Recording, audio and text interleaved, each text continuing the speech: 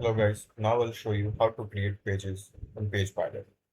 Then simply create page on the sidebar and page module will open. You can create page by clicking on create page on top right corner. Simply write the name,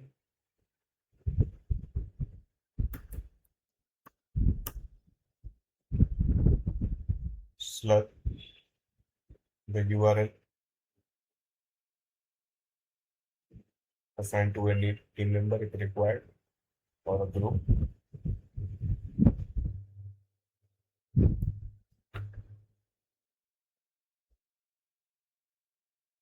and you can click next. You can start page from scratch or choose templates, template type, or search it.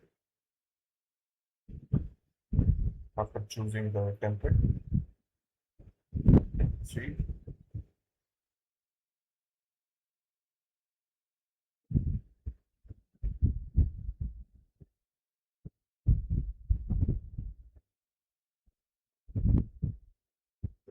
in here you have the full access of the template.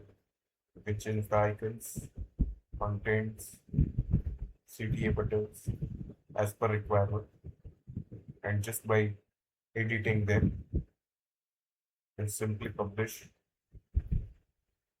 You can have an overview about it.